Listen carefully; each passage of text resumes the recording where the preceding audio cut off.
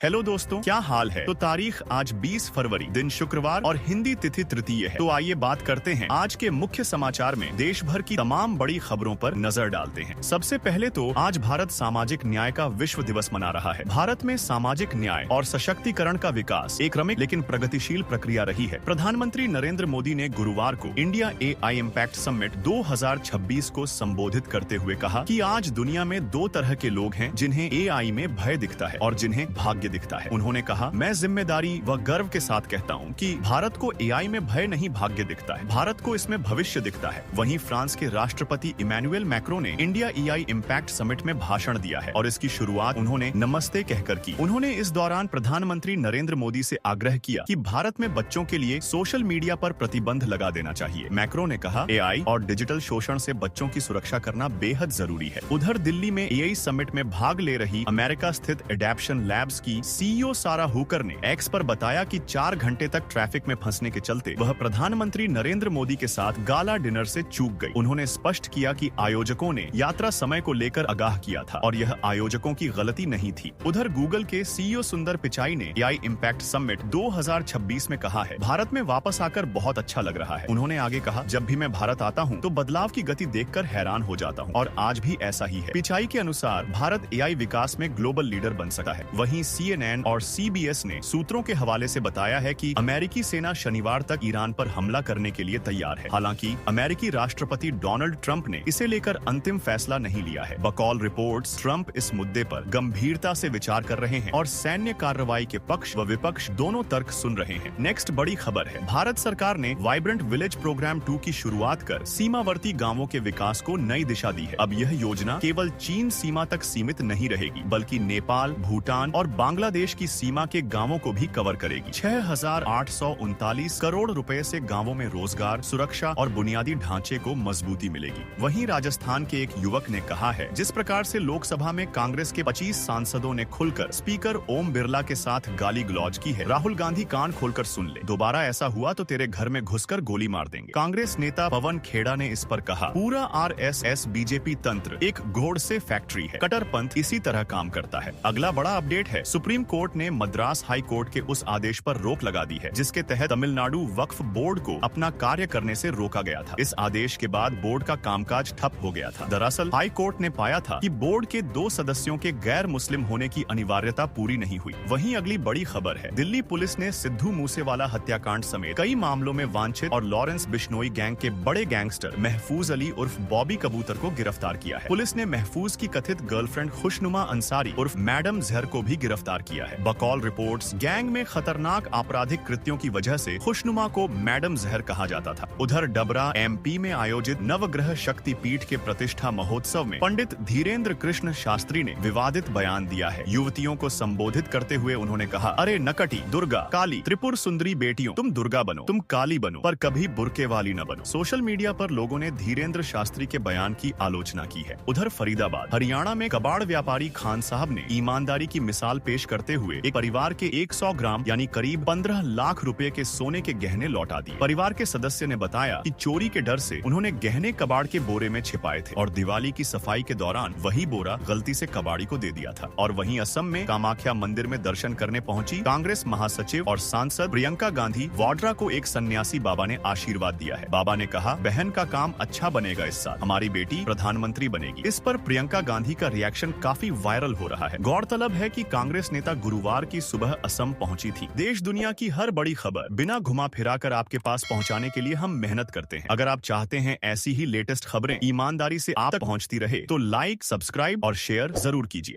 Next अच्छी खबर है, फ्रांस के राष्ट्रपति इमैनुअल मैक्रो ने कहा है कि वह भारतीयों के लिए सोर्सिंग और वीजा नियमों को आसान बनाएंगे। उन्होंने कहा, हम ज्यादा भारतीय स्टूडेंट्स का फ्रांस में स्वागत करना चाहते हैं और चाहते हैं कि फ्रेंच स्टूडेंट्स भारत आए। मैक्रो ने कहा, हमने 2030 तक फ्रांस आने वाले भारतीयों की संख्या को सालाना 30,000 करने का फैसला किया है। उधर बिहार में कांग्रेस विधायक अभिषेक रंजन ने विधानसभा के सभी सदस्यों और सरकारी अधिकारियों का ब्लड टेस्ट कराने की मांग की है। उन्होंने कहा है कि इससे शराबबंदी कानून की असली हकीकत सामने आएगी। इस पर विधायक संदीप सौरभ ने कहा कि यदि कोई प्रक्रिया अपनाई जाती है तो उन्हें व्यक्तिगत तौर पर कोई आपत्ति नहीं है। वहीं जोहो के को-फाउंडर श्रीधर वेम्बू ने इंडिया AI इम्पैक्ट समिट 2026 में कहा है कि भारत अगले 10 वर्षों में AI अपनाने के मामले में अमेरिका से भी तेज हो सकता है। उन्होंने कहा, हमारे पास ऐसी आबादी नहीं है जो बहुत संशयवादी हो, जो एक आशीर्वाद है। बकौल वेम्बू, भारत में AI का स्तर UPI की तरह बढ़ सकता है। उधर UK के पूर्व प्रधानमंत्री आर्शी सुनक ने कहा है कि AI में लीडरशिप रोल निभाने के लिए भारत अच्छी स्थिति में है। उन्होंने एक इंटरव्यू में कहा, भारत ने यह पहचान लिया है कि टेक्नोलॉजी में लीडरशिप उसे बनाने पर निर्भर नहीं करती, बल्कि इस पर निर्भर करती है कि आप उसे कितने असरदार तरीके से इस्तेमाल करते हैं। वहीं कांग्रेस सांसद गौरव गोगोई ने असम के मुख्यमंत्री हिमंता बिस्वा शर्मा को लेकर विवादित टिप्पणी की है। दरअसल हिमंता ने कांग्रेस छोड़कर बीजेपी में शामिल होने जा रहे भूपेन कुमार बोरा को कांग्रेस का आखिरी हिंदू बताया है। इस पर गौरव ने पलटवार किया और कहा, हिमंता असम के जिन्ना है, उन्हें नेताओं को हिंदू सर्टिफिकेट देना बंद करना चाहिए। नेक्स्ट बड़ी खबर है, केंद्रीय कानून मंत्री अर्जुन राम मेघवाल ने जम्मू कश्मीर का राज्य का दर्जा जल्द बहाल करने की घोषणा की। उन्होंने कहा कि इस पर केंद्रीय गृह मंत्री संसद में चर्चा कर चुके हैं। मेघवाल ने विश्वास जताया कि जल्द ही इस पर सकारात्मक निर्णय लिया जाएगा। मुख्यमंत्री उमर अब्दुल्ला ने कहा कि उम्मीद है कि इंतजार ज्यादा लंबा नहीं होगा। वहीं नेक्स्ट बड़ी खबर है कि तरन तारण पंजाब में सत्ताधारी आम आदमी पार्टी के सरपंच हरपिंदर सिंह की गोली मारकर हत्या कर दी गई है। हमलावरों ने उस समय वारदात को अंजाम दिया जब वह शादी समारोह में स्टेज पर डांस कर रहे थे। वहीं इस हमले में उनका चचेरा भाई भी घायल हो गया है। बकौल रिपोर्ट्स, सिंह को 4 गोलियां लगी थीं। उधर दिल्ली के कई हिस्सों में बुधवार सुबह हल्की बारिश हुई, जिससे तापमान गिर गया। IMD ने येलो अलर्ट जारी करते हुए दिल्ली और आसपास के NCR शहरों में हल्की बारिश, गरज, बिजली और तेज हवाओं का पूर्वानुमान लगाया है। मौसम विभाग के बुलेटिन के अनुसार आज आसमान में सामान्यतः बादल छाए रहेंगे और दिन भर रुक रुक कर हल्की बारिश होगी। वहीं दिल्ली हाईकोर्ट ने बुधवार को दिल्ली पुलिस, केंद्र सरकार और दिल्ली सरकार से राष्ट्रीय राजधानी से 800 से अधिक लोगों के लापता होने पर कार्रवाई की मांग करने वाली याचिका पर जवाब मांगा है। याचिका उस रिपोर्ट पर आधारित है जिसमें दावा था कि जनवरी के पहले 15 दिनों में दिल्ली में 800 से अधिक लोग लापता हो गए। 3 दिनों की लगातार गिरावट के बाद चांदी के दाम में आया उछाल।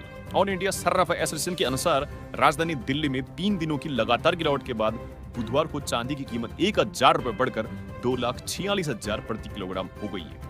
अंतर्राष्ट्रीय बाजार में मजबूत रुझानों के चलते यह उछाल आया है।